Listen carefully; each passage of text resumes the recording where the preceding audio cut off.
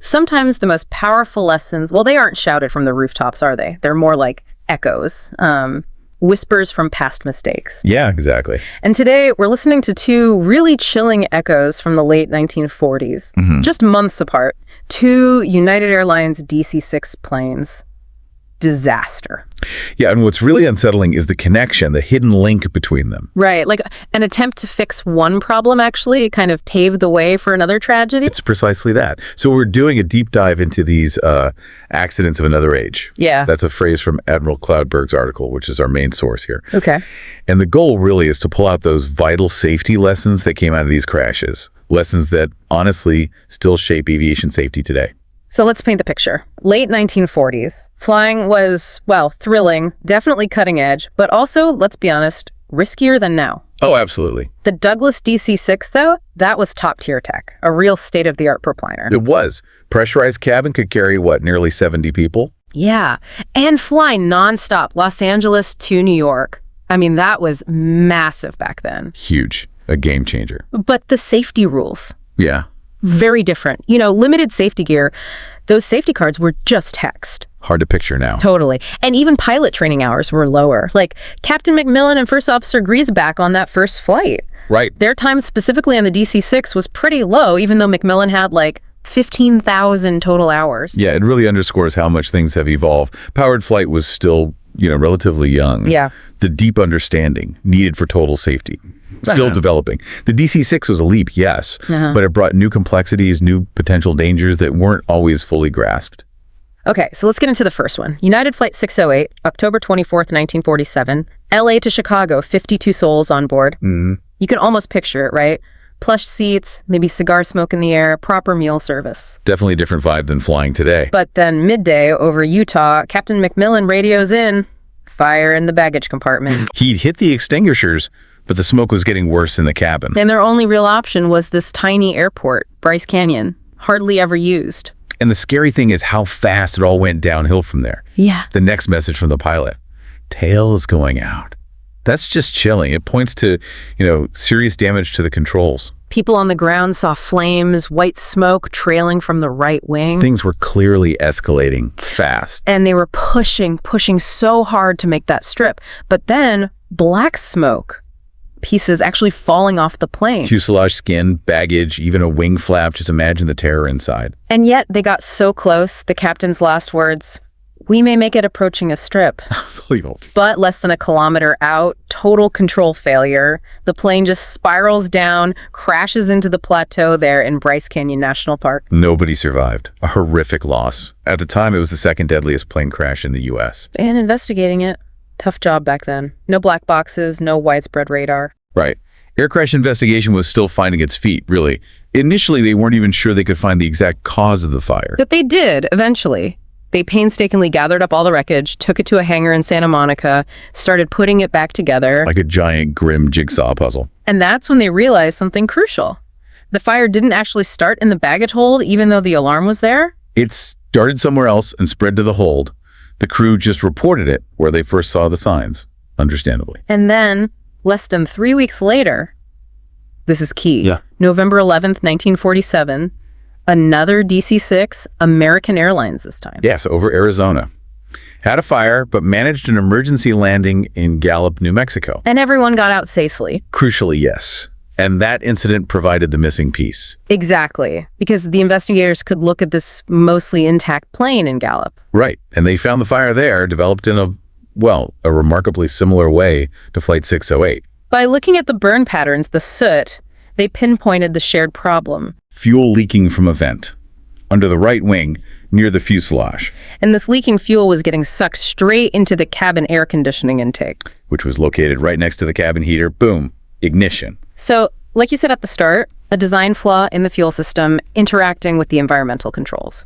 That was the root cause for both. Precisely. Okay, let's dig into that fuel system flaw a bit more. The DC-6 had, 8 tanks in the wings? Yeah. A main and an alternate for each of the 4 engines. Some had extra auxiliary tanks, but Flight 608 didn't. And the standard way to fly was mains for takeoff and climb, then switch to the alternates for cruise. And back to mains as the alternates got low. You had selectors in the cockpit for each engine and crossfeed selectors too. Right. letting engines draw from different tanks. But here's the interesting bit. Pilots, even ones trained by Douglas, figured out this unofficial way to transfer fuel between the alternate tanks. Using the existing system, but not how it was designed. Exactly. By playing with the selectors and the boost pumps, these little pumps that move the fuel, they could shift fuel around. Like from number 4 alternate to number 3 alternate, for instance. But the system wasn't designed for transfer, so no safety cutoff. Bingo. There was nothing to stop you from overfilling a tank. Oh boy. So if you kept pumping fuel into, say, number 2 or number 3 alternate after it was full, Where does the extra fuel go? out the pressure relief vent. Yeah. And the placement of those specific vents, catastrophic. Because The escaping fuel sprayed right into the path of the air conditioning intake, which, again, was right next to the heater. Wow.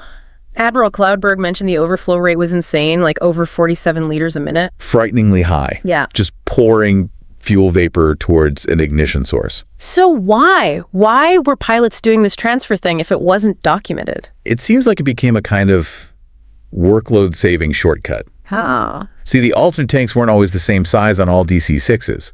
So managing fuel properly meant closely watching levels, planning switches. A bit fiddly. Yeah. Equalizing the fuel levels in the alternates just made things simpler. Less monitoring, easier management later. And there was some suggestion the accident plane maybe had bigger outboard alternates, making transferring inwards seem logical. That's one theory, yeah, to balance the fuel load. But the key thing is, this was common practice, but totally undocumented. A gap in design and a gap in oversight.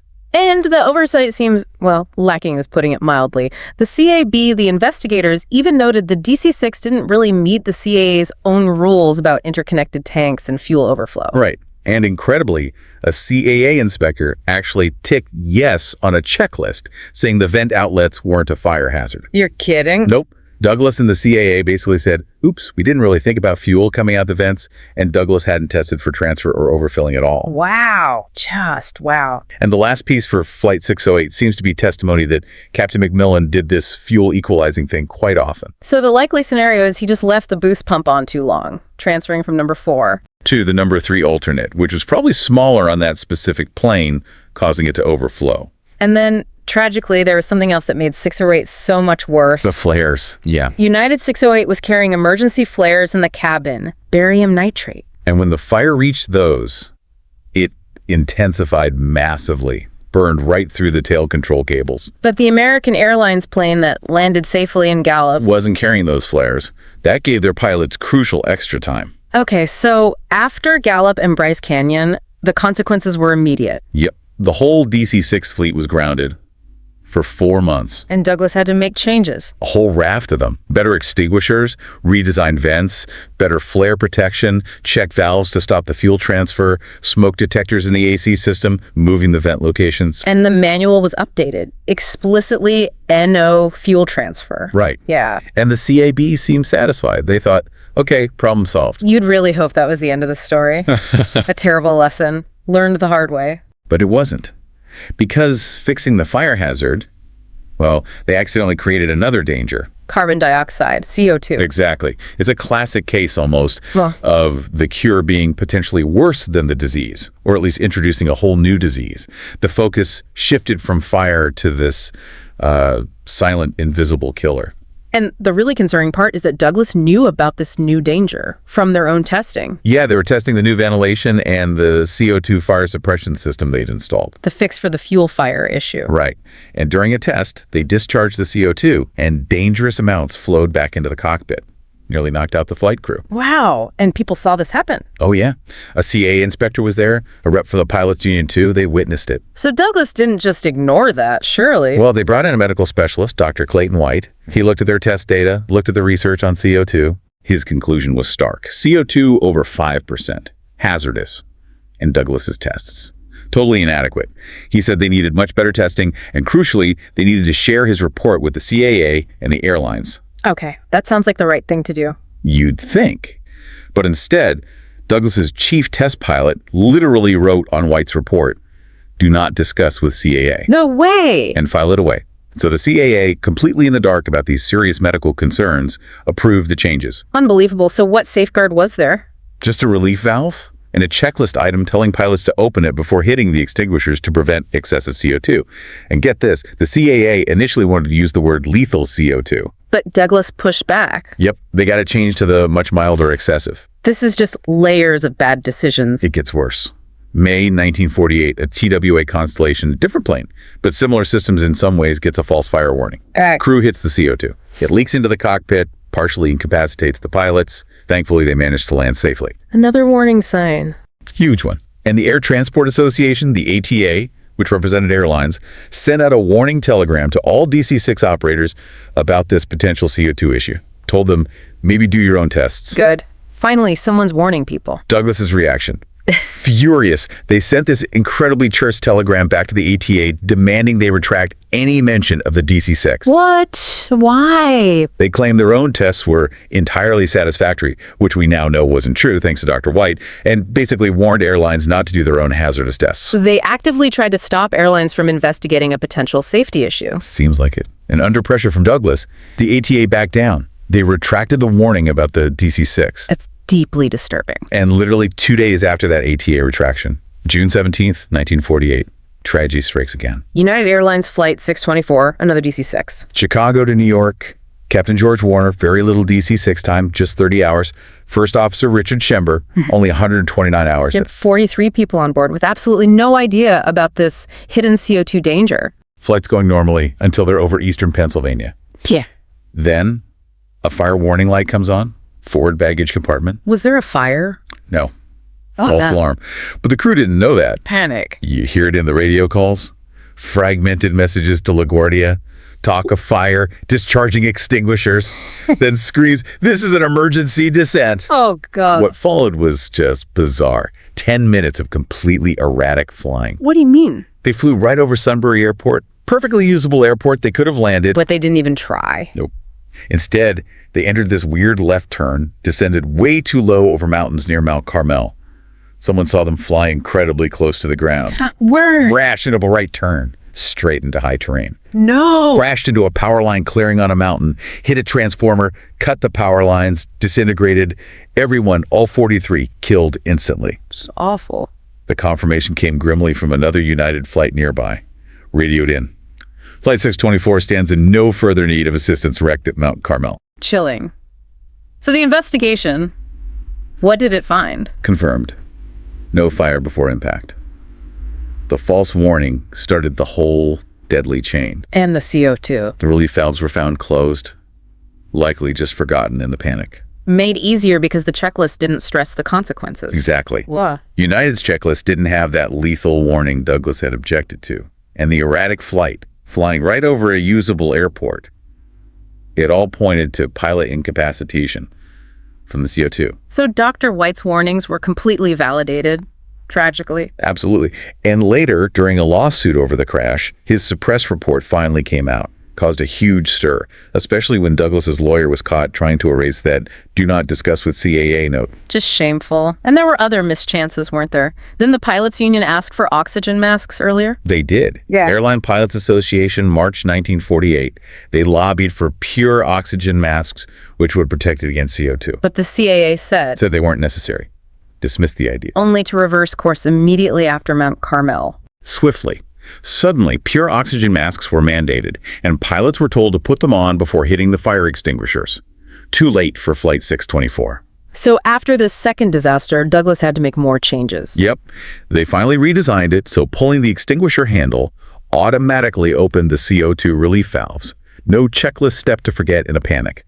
A single action system. Exactly. And the CAB pointed this out. Multi-step procedures under pressure. Unreliable. Single action systems are crucial. That became a really fundamental principle in aircraft design going forward. It's kind of mind-boggling that despite all this, the DC-6 actually became a really successful plane. Lots were built, some even still fly. It's true. But these crashes really highlight a dangerous mindset at Douglas back then, didn't they? The appearance of safety sometimes seemed more important than, well, actual safety. Yeah, better testing could have stopped the first crash. And just listening to their own expert could have prevented the second. It's a sobering story. It is. But while Douglas's actions raised serious questions, the industry as a whole learned massive lessons from these tragedies. Right. They spurred real change. design, equipment, oversight. It really makes you appreciate how far aviation safety has come since those early days, that vast unexplored frontier, as Cloudberg put it. So wrapping this up, the connection is undeniable, isn't it? The initial fuel system flaw, the pilot workaround that nobody documented properly. Then the warnings that got ignored. First about the fuel leak, then about the CO2 danger from the fix. And it all lined up to cause these two horrific crashes. So many lives lost. And what really hits home is that they were preventable. Largely preventable. Yeah. But the positive takeaway, if there is one, is the lasting impact on safety. Things we just take for granted now, pure oxygen in the cockpit, simpler emergency controls, they came directly out of these painful events. It really leaves you thinking, doesn't it, about progress, technology. When innovation moves fast, what's our responsibility? To make sure things are tested rigorously, ethically, and that people who raise concerns, the experts like Dr. White, aren't just silenced because it's inconvenient or expensive. It's a critical question.